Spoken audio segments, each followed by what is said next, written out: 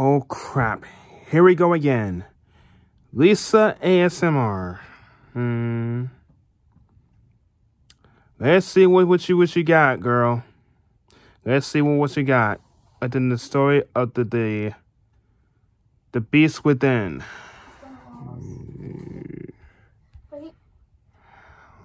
Hold on. Let's see what you got, girl.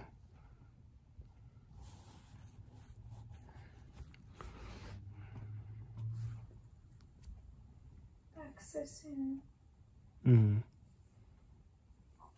Oh, I can't blame you. It's quite an interesting read.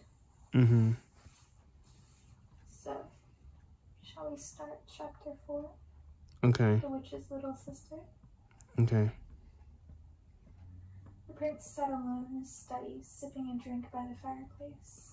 Images of Circe haunted him. They flashed between the bewitching, young, beautiful woman he wanted to marry and the sickening scene he'd witnessed earlier that day. He almost felt sorry for her. Almost. But he could not soften to her. Not after she had tried to trap him into marriage by weaving such horrid lies. As he sat there, sinister shadows danced on the walls. These were created by the firelight and the giant antlers mounted on the wall above his chair. He remembered the day he killed the largest trophy, the great elk. He had almost been sad the day he finally took him down. He'd been tracking the beast for years. But when he'd kill him, he felt as if he'd lost an old friend. He sipped some more, remembering that hollow day. Just then, the porter poked his head into the room. "Prince, sir, Miss Circe is here to see you." The prince sighed with annoyance. "I've told you numerous times not to admit her. Send her away." And he turned back to his musings. The porter didn't leave. He stuttered his reply. "I haven't let her in, and my lord, she's standing outside but refuses to go. She says she will not leave until you speak with her." "Very well then." Putting his drink on the little wooden side table next to his chair, he stood with a heavy sigh and made his way toward the grand entrance.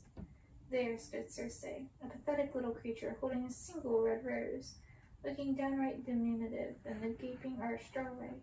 Her eyes were sad, swollen and red from crying. She looked nothing like the ravishing beauty that had once stood in his rose garden all gold and silver and white. If seeing her mucking around in the mud that day hadn't vanquished that memory from his mind, then this encounter most surely would. He'd never again be tempted by her memories of her beauty, trying to fool him into feeling sorry for the lying little creature. She had a ratty shawl around her shoulders that made her look like an old beggar woman. The light and shadow on her face made her look old and haggard. Had he not known it was her, he would have thought her an old beggar woman indeed. She spoke with a small voice. She sounded like a little crow, her voice scratchy and hoarse from long crying. "My love, please, I can't believe you would treat me so poorly. Surely you didn't mean the things you said to me earlier today."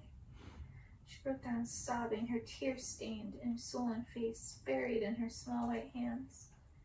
How could he have ever thought her adorable? "I cannot marry you, Circe. You must have known that from the start. I'm guessing that is why you tried to keep your parents a secret." "But I didn't know, my love. My darling, please take this rose and remember the days you still loved me. Won't you please let me come inside, away from this cold? Do you hate me so much?" "Your beauty, which so captured my heart in my very garden, will forever be tarnished by the grotesque scene I witnessed today, and by this shameful display." When Circe's shawl fell back, the prince was startled to see her eyes were no longer swollen, and her face not splotched and red from long hours of crying. Her skin was pale and glowing as if she was infused with moonlight, and her hair was bright and shimmering with the little silver adornments like sparkling bits of stardust, were captured within. Her dress was opalescent silver, and everything about her seemed to glow with enchantment, but nothing shined brighter than her pale blue eyes. She had never looked so beautiful. I'll never be quite as beautiful again in your eyes because you think I'm a daughter of a pig farmer? Then he heard their voices climbing out of the darkness like a chorus of harpies swooping up from hell. Farmer's daughter? Our little sister? Why, she is of royal blood. She is cousin of the old king. He couldn't see who was speaking. He only heard 3 distinct voices coming from the darkness. Something about the voices unnerved him. No, if he were completely honest with himself, he would admit the voices frightened him. He wanted nothing more than to slam the door and hide within the walls of the castle, but he stood his ground. Is this true, Cersei? He asked. Sometimes may I, excuse me. My sisters and I come from a long line of royalty. I don't understand. Cersei's sisters stepped into the light and stood behind her. Their grotesquerie made Cersei's beauty even more pronounced. It was startling, really. It wasn't that they were ugly, the sisters. It was just that everything about them was so striking. And in such contrast to their other features, each feature of its own could have been beautiful. Their large eyes, for example, might have looked stunning on another woman. Their hair, however, was too black, like one could become lost in the depth of the darkness. And the contrast of their blood-red lips against their parchment white skin was just too shocking. They didn't seem real, these sisters. None of this did. Because all of it was absurd. He felt as if he must be dreaming, caught in a nightmare. He was entranced by Cersei's transfiguration, and it made him forget his earlier vow never again to think of her. He was enamored with her beauty once more. Cersei, this is wonderful. All is well. You're of royal descent. We can be married. We had to be sure that you really loved her, Lucinda said, her eyes narrowing. Yes, sure, said Martha. We wouldn't just let our little sister marry a monster, they shouted accusingly in unison. Monster? How dare you, the prince snapped. The sisters laughed. That is what we see, a monster. Oh, others may find you handsome enough, but you have a cruel heart. And that is what we see, the ugliness of your soul. Soon all will see you for the cruel beast you are. Sisters, please. Let him speak. He is mine after all, said Cersei, trying to calm her sisters. It is the right to deliver retribution. It is my right to deliver retribution. There is no need for this, the prince said, finally showing his fear, whether it be of his sisters or of losing the beautiful vision before him. We can be married now. Never seen a woman as beautiful as you. There's nothing to stand in our way. I must have you for my wife. Your wife? Never. I see now you only love my beauty. I will ensure no woman will ever want you, no matter how you try to charm her. Not as long as you remain as you are, tainted by vain cruelty. The sisters' laugh could be heard clear across the land on that night. It was so piercing it sent hundreds of birds into the flight and frightened the entire population of the kingdom. Even Gaston, but Cersei, continued with her curse, while Gaston and the others wondered what ominous happenings might be afoot. Your ugly deeds will mar that handsome face of yours, and soon as my sister said, everyone will see you as the beast you are. She then handed the prince the single rose she had tried to give him earlier. And since you would not take this token of love from the woman you profess to cherish, let it then be a symbol of your doom. Your doom, Martha said, laughing while she clapped her little white hands and hopped in tiny boots with absolute glee. Your doom, joined Ruby and Lucinda, also jumping up and down, making the scene even more confusing in Mercury. Sisters, Cersei pleaded, I am not finished. She continued, as the rose petals fall, so shall the years pass until your 21st birthday. If you have not found love, true love, both given and received, by that day, and sealed with a kiss, then you shall remain the horrifying creature you'll become. The prince squinted his eyes and cocked his head, trying to comprehend the meaning of this riddle. Oh, he'll become the beast! He will! No doubt, he'll never change his wicked ways. The sisters were again clapping and jumping in vindictive delight. Their laughter seemed to feed upon itself. The more they laughed, the louder it became, and the more insane the sisters seemed to be. Circe had to take them in hand once again. Sisters, stop! He has to know the terms of the curse, or it will not be binding. The sisters' laughter ceased at once, and they became unnervingly quiet, twitching with discomfort. Mustn't ruin his punishment. No, mustn't do that. Circe, hearing her sisters chatter again, gave them a reproachful look, silencing them immediately. Thank you, sisters. Now, Prince, do you understand the terms of your curse? The prince could only look at the woman in wonder and horror. He's struck dumb, little sister, cackled Lucida. Shh, reminded Ruby as Circe continued. Do you understand the terms? She asked him again. I'm supposed to turn into some sort of beast if I do not change my ways? Prince said, trying to repress a smile. Circe nodded. Now it's time for the prince to laugh. Ha! Poppycock! What sort of trickery is this? I'm to believe you've cursed me. Am I supposed to become so frightened that I fool myself into making something dreadful happen? I won't fall for it, ladies.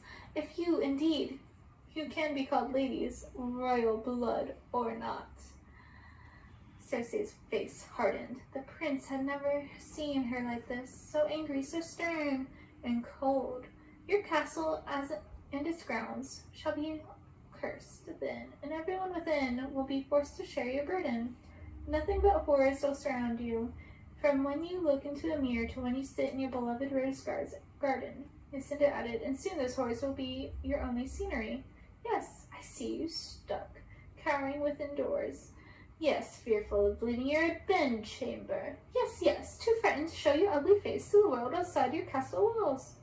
I see your servants seething with hate, watching your every move from a distant shadows, sneaking up on you in the night, just looking at the creature you've become. And I see you, Lucinda said, wondering if they'll kill you to free themselves from the curse. Enough! That is but one path he may take. There is one last thing he needs before we go. Circe looked to Ruby. The mirror, please, Ruby. Lucinda's face contorted even more freakishly than imagined. Circe, no. Not the mirror. It's our mirror, not yours, Stupaway. No, no, no. This is my curse, sisters, and on my terms, I say he gets the mirror. My darling, Circe continued, this enchanted mirror will let you see into the outside world. All you need to do is ask the mirror, and it will show you what you want to see.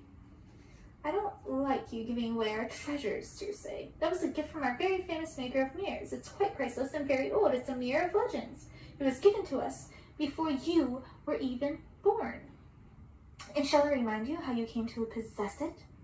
Asked Circe, silencing her sisters. Let's not bore the prince with our family history, Circe, said Martha. He can have the mirror, not only to see the outside world, but to see the hideous creature he's bound to become. Oh, yes, let him try to break the maiden's hearts after he's turned into the beast, screamed Ruby. With Lucinda and Martha chiming in, let him try to break their hearts and make them cry. They were spinning in circles like toy tops, their dresses blossoming about them like a mutant flowers in a strange garden, while they chanted their incessant mockery. Let him try to break their hearts and make them cry. Circe was growing impatient, and the prince looked as if he was straddling amusement and fear. Sisters, please stop, I beg you, Circe snapped. I'm supposed to take this seriously? Any of this? Really, Circe? Do you think I'm an idiot like your cackling sisters here? Before the prince could say any more, he found himself pressed firmly against the stone wall behind him. Circe's hand placed tightly around his throat, her voice that hissed like a giant serpent's. Never speak ill of my sisters again, and yes, you better take everything I've said seriously, and I suggest you commit it to memory, because your life depends on it. The curse is in your hands now. Choose the right path, Prince. Change your ways, and you shall be redeemed. Choose cruelty and vanity, and you will suffer indeed. She released him. She was utterly gobsmacked. Her face was very close to his and full of hate. He felt frightened, really frightened, perhaps for the first time in his young life. Do you understand? She asked again vehemently, and all he could mutter was, yes. Come, sisters, let's leave him then. He will choose his own path from here. So he did. Next chapter is the portrait in the West Wing. But I think we shall stop here. That was a very good chapter indeed. Yeah, right. Yeah, right, Lisa ASMR, that I don't care. What do you think? The Beast Within by Serena Valentino is quite intriguing. I hope you're enjoying this as much as I am. Thanks for listening and returning. Hope to see you next time. Yeah, right. See you.